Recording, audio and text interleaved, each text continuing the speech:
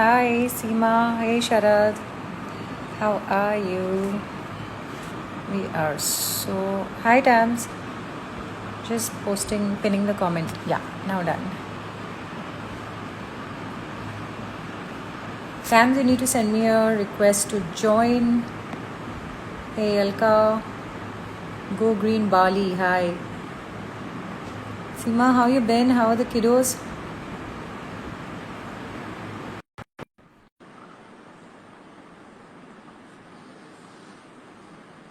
What's up, everyone? Connecting. Hi. Can you hear me? I think is the fan on because there's a lot of echo because of the fan, I think. Give me a second. You can say hi to everyone in the meantime, and I'll. Hi guys. So welcome to this live session, which a very dear friend of mine, Aanchal Gupta, is hosting on a page, Decoding Life with Aanchal. And I am Tamanna, psychic and a spiritual therapist. And in today's live session, we're going to be covering the topic on soulmate connections and what exactly soulmates are, and how kind of how we know who our soulmates are. And Archer here has got some interesting questions planned for me. So Archer, you can take over. Hi, hey everyone. I missed Walla on the chat. I'm going to quickly say hi to everybody. Hi, Anoki. Okay, so wait, I need to raise the height of 1 second, just a second. So Tamanna is a psychic leader, and more importantly, she's also like a very, very dear friend of mine, everyone. So I'm very, very happy to have her. I think this is better. Very happy to have her on my chat. Excited to do this subject because I think it's something that we're all fascinated by more than anything else. And Tammy, so tell us, should we begin or should we just wait for a minute or two and just say hi to everyone? Because we do kindly We have can. 2 minutes. I let you take lead. Huh? Okay, so I just to give said, I can't quite hear you. Just to give a run through to all our viewers, we're going to discuss this subject with Tamanna on soulmates, and then we'll give you the last 5-7 minutes to ask any questions that you want. So if you have questions, please hold them to the chat, and I'm sure she'll be happy to answer whatever it is that you want to know. So I think we can begin. we can Even if start. So, Tamanna, tell me first of all, what is the meaning of soulmates? Because this is a subject I think that really fascinates everyone. So, um, what is this concept of soulmates all about? So, Arthur, basically, how on earth in human form we all have a family that we are born into. Similarly, in the soul realm, we have something which is called soul groups, and soul groups are basically soul clusters or soul families that share the same passion, that share the same journey, that share the same wisdom, or that share also the same experiences. So, basically, souls that vibrate on similar frequencies form soul groups, and these are the soul groups that keep incarnating on earth as our friends, family, relatives, love interests, partners, etc. So what really happens is it's amongst those soul groups or soul clusters that we keep kind of coming back on earth as. So maybe your partner from another lifetime can be your best friend in this lifetime. Your best friend from another lifetime can be your parent in this lifetime. Your parents from another lifetime can be your children in this lifetime. So it's basically the souls keep recycling into each other's life because of common interests, common lessons, or the common passion to grow into a certain direction in their life. So soulmates are basically people or souls from your same soul group with whom you've shared past experiences of love and a very strong family bond, or sometimes even a romantic bond. So Okay, that's okay, what soulmates. okay. So tell me, we all seem to have the idea that soulmates are basically our spouses or our partners, our lovers, because whenever we talk about romantic relationships, we say, "Oh, this is my soulmate." Necessary that our soulmates are romantic partners? That is an absolute story because again, your soulmate from some lifetime can come back into this lifetime as your own parent or your own child or your own best friend. So it's not necessarily that your same soulmate or same life partner or romantic partner from your past life will keep coming back into your present life. Number one. Number two is also sometimes you may share a connection or a love interest with someone purely out of attraction, which could be a personality attraction and not the soul attraction. It could be a physical attraction, it could be physical passion, or it could be a mental connection. It may not necessarily mean a soul connection. You know, sometimes in our life we meet people and we get into a romantic relationship with them not based on the soul concept or soul connection, but based on the personality connection because their personality complements our personality or their ego resonates with our ego self. So it is an absolute myth that every romantic partner that you have can actually be your soulmate. I mean, sometimes your soulmate or a romantic partner from your last life may not really have a significance in this lifetime. You may come across with them, but they may not really have a role to play in your life. So their existence in this lifetime can be actually null and void. So it's not necessarily that you keep attracting similar soulmates of love interest in every lifetime because even they have to go through evolution, right? You cannot have the same partner in every lifetime because then you're never going to grow into learning your other lessons or fulfilling your connections with other people. Correct. So then that brings me to the next question. How do we even recognize us in life? How do we differentiate just being infatuated with someone or dealing with someone as how do you separate the two identities? And then, and if it's not your partner and your lover who is, or your spouse who is your soulmate, how do you actually recognize what would be this? So Are there So let's talk about infatuation. Like I said, there are two dimensions to our human existence. One is the personality dimension, and one is the soul dimension. Often we actually kind of get infatuated, or we fall in love, or that passion or that attraction is towards someone who satiates our personality, someone with whom we are very physically attracted to, or someone who satiates our physical needs, or someone who kind of complements our outlook in life or our mental outlook in life. So what happens is when you're creating a connection like that, Achal, it only satiates your personality being where you feel that, okay, it's very easy to live with them, but also after a point, life gets very monotonous. You feel you're not growing. It's not a progressive relationship.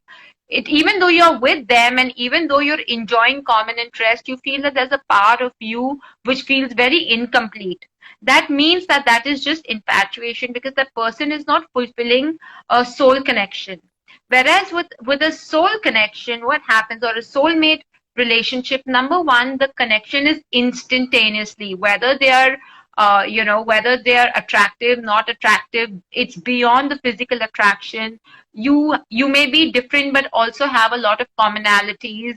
You may share basic principles of life, like your thought process, your belief systems, your experiences in life. Even if you come from a different cultural background or a different monetary background, the way you perceive life, the way you hold values towards life may be the same. So those are soulmate connections. Also, when you're with a soulmate, it could be a best friend, it could be a business partner, it could be a spouse or a sibling.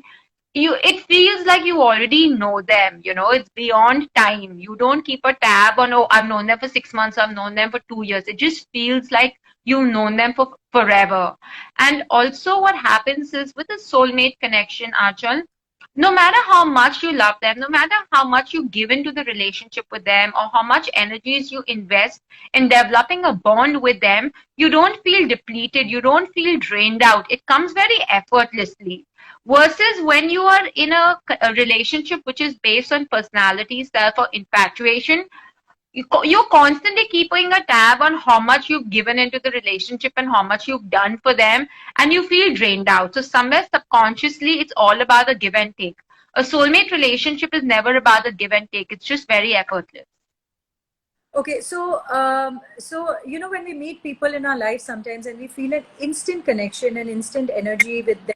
Uh, I don't know, maybe because some of us. I know that a lot of people will be aware about these, and a lot of people maybe don't realize because they're not that aware in general.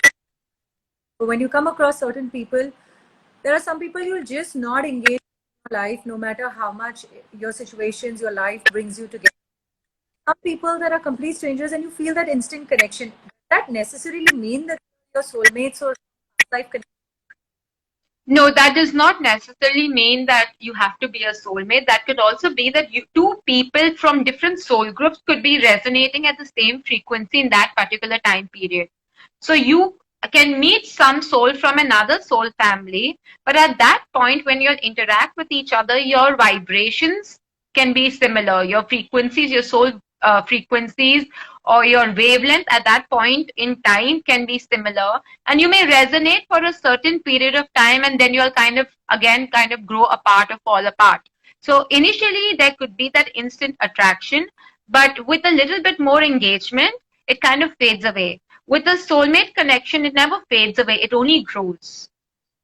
Okay, and does this necessarily last an entire lifetime, or is it that okay, they've come for a life for into our lives for a certain purpose, that purpose, that karma with them is done, and or will it, or is it going to last you your lifetime or their lifetime? Yeah, so some soulmates, like your immediate family, friends, they last for a lifetime, but there could be some incomplete connections in the past life that may come back in this lifetime for completion. So, depending from situation to situation, depending from person to person, or independent soul connection, most of the soulmate connections are primarily more that will exist throughout the lifetime, but there could be a 1 out of 10 relationships that could be a past life incompletion.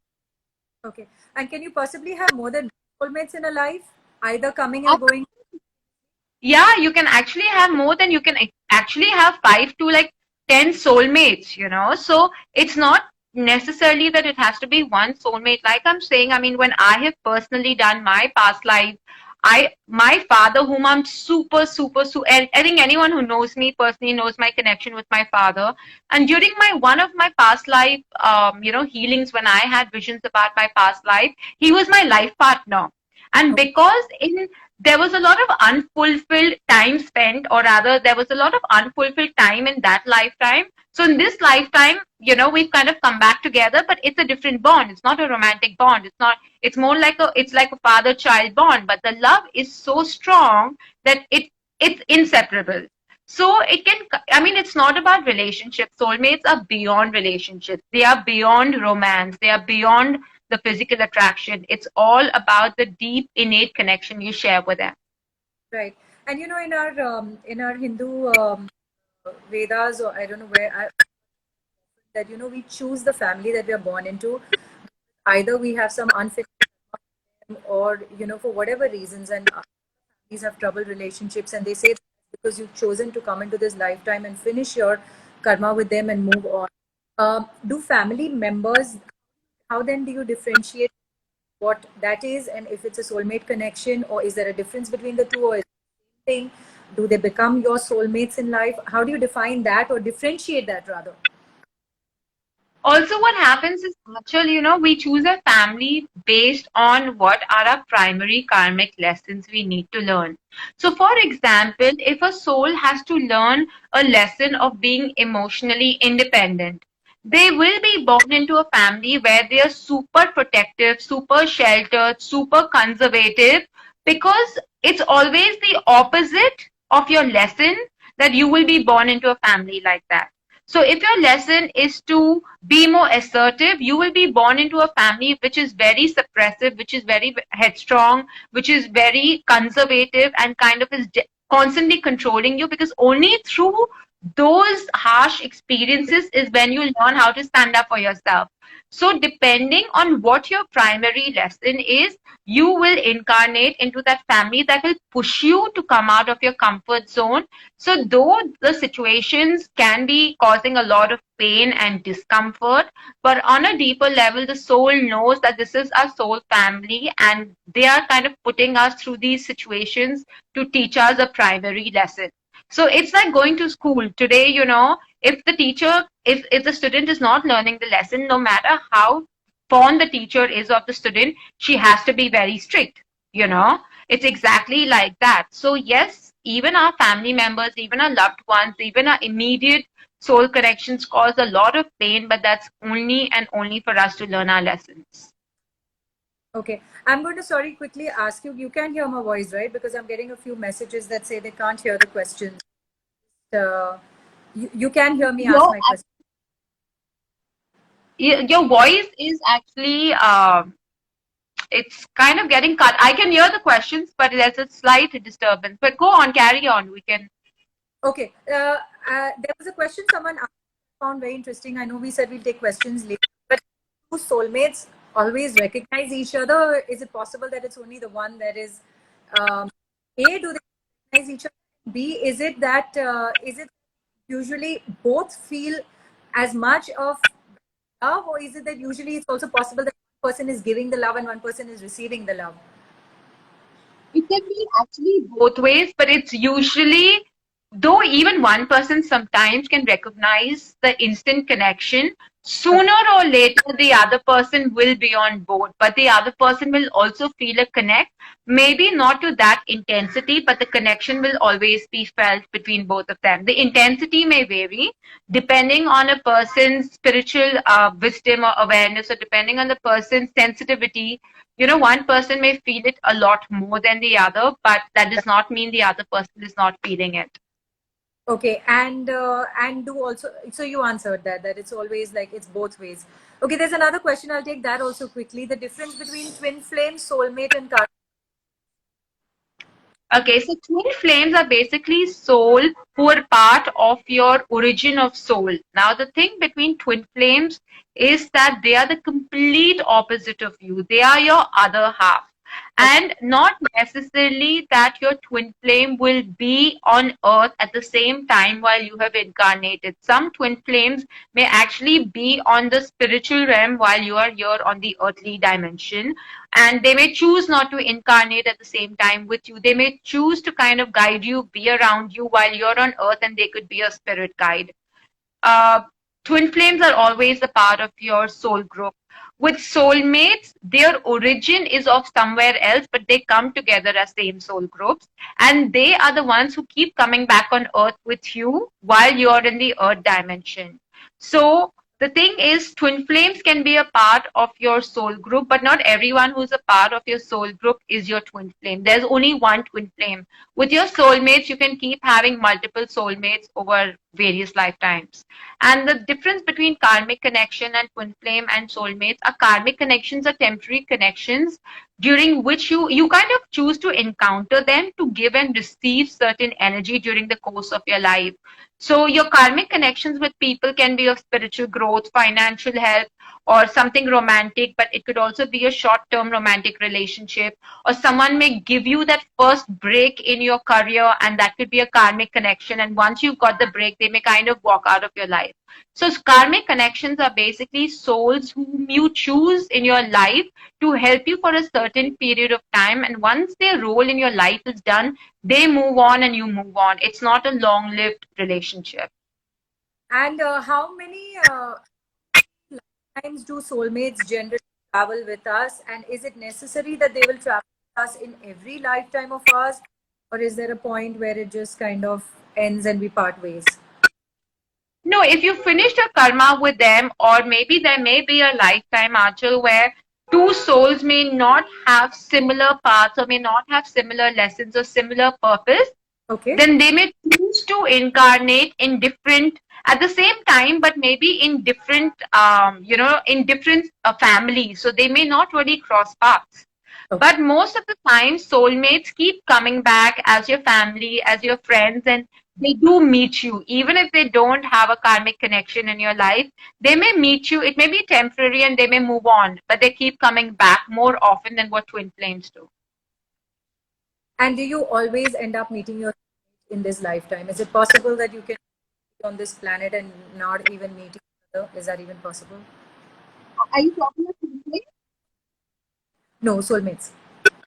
No, you always like I'm saying, okay, you may not always marry your soulmate if that's the question. Yes, you may also get married to someone with of another soul with whom you've had something left incomplete in your past life, but it may not necessarily be a soulmate connection. Also, sometimes, especially people who operate from the very 3D dimension, which is the dimension of your ego self, personality self. And right now, I mean, last couple of decades, you've heard people getting married for the wrong reason, people getting married for financial security, people getting married just for the sake of it, people getting married to kind of match their personality self or ego self. Of course, then I don't see those people really landing up with your soulmates, because to be with your soulmate in a marital bond, you need to open your soul. You need to choose from the soul, not from the ego. And that's one of the reasons why the number of extramarital affairs have increased, because people find love after being married. They get married to satiate the ego self, personality self, and then they realize that okay, shadi ho gayi, it's all hunky dory. Mera parents happy, made the society happy, but we need something more. And that's when they kind of come across their soulmate that satiates their soul bond or soul connection. So it's a myth that we all end up getting married to our soulmates. It's not necessarily important. So that actually brings me to, that's actually not what I was asking. I'm going to rephrase my question, is that in our life, all necessarily come across our soulmate, or is it possible that we may pass our entire life not come across our soulmate? And secondly, you're saying that does this also mean that our end goal in life in our lives is then to end up our soulmates as partners, as spouses, or that doesn't apply? You can still keep taking birth in different. It could be a friend, it could be a brother, sister, anything, anybody. No, okay. So to answer your question, the first part of the question, yes, we all will meet our soulmates. Like I'm saying, our soulmate is our immediate family. So if you're born into a human family with your parents, siblings, your friends, so they all are a soulmate because you've shared lifetimes with them. There is that familiarity. And no, the end result is not about, it doesn't matter whether you land up with your soulmate towards the end of it, because by the end of it, the soul knows no separation. They go back into the soul group.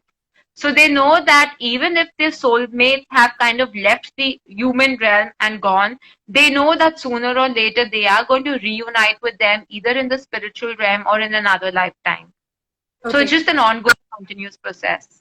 Okay, and there's a question that's asking is, what steps can a person take to attract soulmates? I don't think effort. Don't you like just come across your soulmates by chance in life, or do you have to actually work? No, you cannot really. I mean, again, Aishwarya, you cannot. There is no specific way for you to attract your soulmate. Like I'm saying, you may already be surrounded by your soulmates. You just need to recognize them. I think we all really need to drop our persistence towards a soulmate connection. I think we all have so many myths and so many persistent thoughts and ideas about a soulmate, that your soulmate could actually be in front of you and you may not honor that or recognize that. Right, right. So, and actually, I think also what she's probably getting confused between, again, what you said, not necessarily your partners and spouses. So maybe there's a difference between trying to attract love in your life, romantic love, and between soulmates. I don't know, but I think that's what. So the way you can attract a soulmate into a romantic connection is by being more aware of firstly your intention of being with a person. So whenever whenever you decide to be with someone, whenever you decide to marry someone, you need to see and check for yourself, whether you're getting married for the right reason, whether it is satiating your soul or whether it's satiating your personality, and whether it's a progressive relationship or whether it's just a relationship because you wanted to look good in front of the society to make everyone else happy. So if your reasons for being with someone is more from the soul, is from the intention, is from the soul, then of course you may land up attracting your soulmate. But if you get married or if you're in a romantic relationship for the wrong reasons, then of course you will kind of push away your chance from actually reuniting with your soulmate as a partner. And I had read somewhere very long ago that your soulmates are sent in your life to look out for you, to protect you, to be there for you. So my question is that is it necessary that that's the role that they play, and also that your association with them in this lifetime is a happy one, or can there also be frictions, Or is it usually just a very convenient, more or less like a smooth, even relationship with them through this lifetime? It is primarily more smooth, but as and when, if at all you feel stuck, then that push that you may get from your soulmate can come across as a painful one, you know. So it's just that they give you that nudge in a painful way, but in Okay. the larger dimension, in the larger scheme of life, it's more peaceful. And at that point, when you're going, it's more peaceful. When you at that point, Achal, when you're going through pain, you may not realize that. But Okay. in life, when you look back, you'll be like, oh my God, that person was my soulmate. And, fine, he left me or he kind of did this to me, but it all worked out for my better in the larger scheme of life. So when you're going through pain, you may not really acknowledge that, but sooner or later you'll start acknowledging that because they kind of sometimes even soulmates come in your life, you fall in love and they may reject you, abandon you, leave you, but to put you on a better path or for your own betterment. And in the larger scheme of life, it's all going to work out for your best. Okay, so then again there's two parts to that. One is soulmates are edging you towards the lesson that you need to learn in your life, and what turns out for you for the run.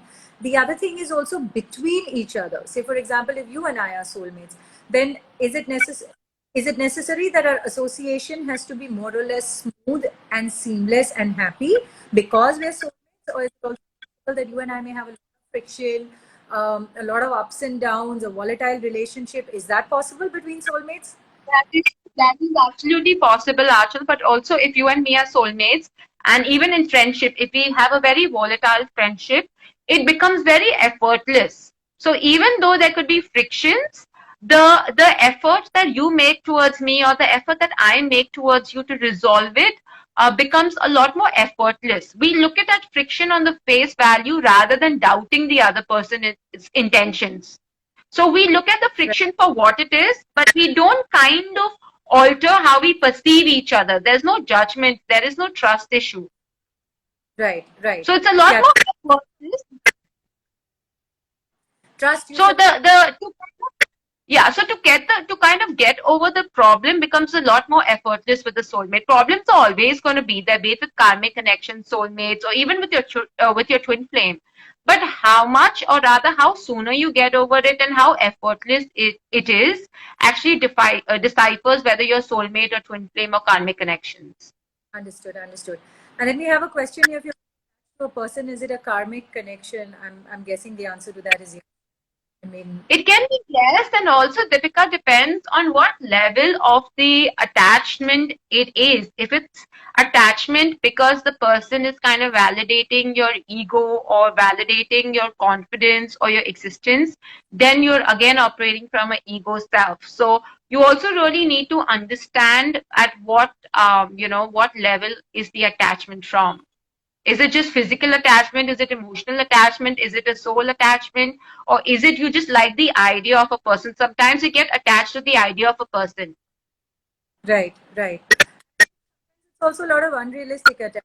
I think there's a lot of difference between being infatuated with a person, having a soul connection, because Yeah. infatuation has a lot of physical attraction and just being attracted to someone and just personality traits in them, external traits that you may be drawn to, which necessarily mean that your soul is happy, soul connection. Okay, I think we've covered a lot. There were a couple of questions that I thought I missed at some point, but hey guys, if you have, now would be a time to punch them in because we can take them up right now, and otherwise then I we think can. yeah, I'm just going through the questions and I think more or less indirectly, directly, we've already answered most of them. There were one, two questions about do we land up getting married to a soulmate?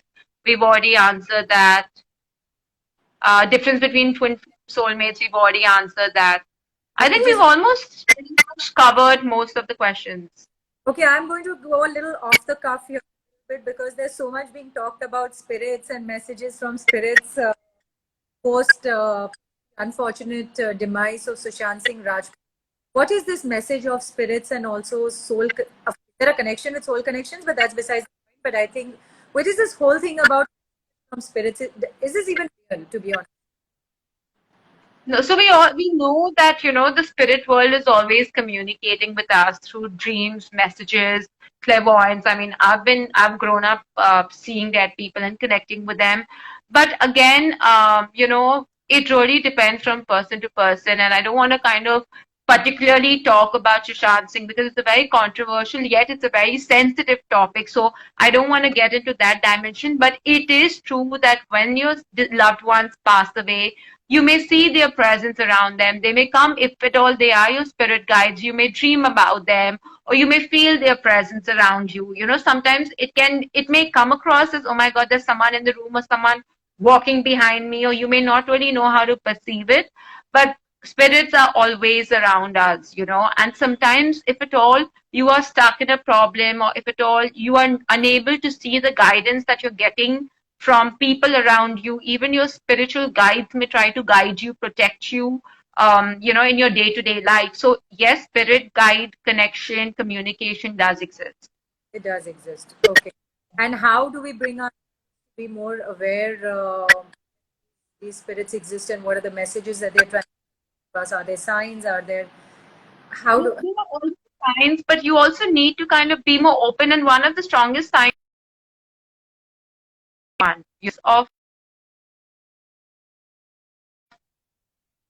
Yeah, I said after the demise of a loved one, if you're constantly dreaming about them, it means they are kind of trying to reach out to you. Now, depending on some people who are very sensitive, some people who meditate a lot, or some people who are connected with their spiritual self, they will be able to pick up the messages. But if fear takes over somebody, they may not really be able to pick up the messages. So it really depends from person to person how open they are, and whether they are accepting of the guidance, accepting of the message. If someone is very rigid in their frame of thought, and if someone is blocked to receiving messages and blocked to changes, and is very happy being in that mess, of course they won't get guidance from the spiritual realm. But if someone really wants to make an effort and change their life and is open to changing and receiving guidance, guidance will automatically come through very easily for them. okay. Ruby Aurora, why do you still feel love for a person and what if they've hurt you? It's like you understand that they accept them. Ruby, I don't need a psychic to answer this. I don't think you should accept anyone in your life who's consistently hurting you, and especially if they know they're bringing that much pain into your life, and they're still proceeding to do this. I don't see any reason why you still have them in your life. Move on. Vibrate at a higher level so that you attract only love and happy people in your life. I don't see any reason why you should accept people behaving like that. But Tams, I don't know if you want to answer this question from a psychic No, perspective. I absolutely agree. And also, if at all they've hurt you once, Ruby, maybe there's a deeper message for you. But if that becomes a behavior pattern of them, then you need to stop giving them a benefit of doubt. And you need to stand up for yourself, and stand up for yourself by either setting boundaries or walking out of that relationship. I think one of the earliest quotes I think I read very early in my life, and I try to, it's been a mantra for me all through life, is that if you refuse to accept anything but the best, you very often. Why would you want to accept people who keep hurting you in your life? That means you are attracting to you are giving a message that it's okay for people to treat me like this, which means you will attract more and more people who treat you in shabbier ways, and I don't think you should do that. But yes, Tams, I so much fun. I feel like we could probably just go on and on, get offline and chat with you on this a lot more. There's so many things running in my mind. How to communicate with angels? Okay, same thing as spirits, right? So the thing is, whether you're communicating with angels, whether you're communicating with spirits, you need to upraise your vibrational frequency. So that, I mean, either it happens over years and years of meditation and spiritual growth, or you need to kind of go to a master, you need to go to a guru who can initiate you into a higher vibration. You cannot just start communicating with the spiritual world or the angel world just because one fine day you decide to these. I mean, there are certain techniques, there are certain protocols that one really needs to follow, and it needs to be done under the guidance. Otherwise, if you don't do it under the guidance, it can also backfire. You can also attract a lot of negative energy because you don't know whether you're communicating with the angelic realm or spiritual realm or astral realm. So Aishwarya, it has to be done under proper guidance or over years and years of practice. But again, you need a master. You need a guru to kind of guide you in that step by step process. Who know what they're doing and who've practiced this over years and years, and know how. I don't think it's something that you should try to do yourself. Thank you so much, Tam. So much for being on. Thank Much fun. Hi, Rinku. You're a bit late. It's you. fun, and I really enjoyed my chat. I enjoy all our subjects always. Guys, just to give you a quick update, we're coming back with the second part of our numerology on Thursday. This is going to be at 4 p.m. The information on the chat is going to be up on this site in the next half an hour. Please post your comments and your feedback. Please also write to us about what you'd like for us to bring, what subjects, what speakers. They don't have to necessarily be celebrities. It's just people who do incredible work in their fields. And thank you, baby. I'll see you soon. Thank you so much. I will For taking- take care. See you soon. Bye.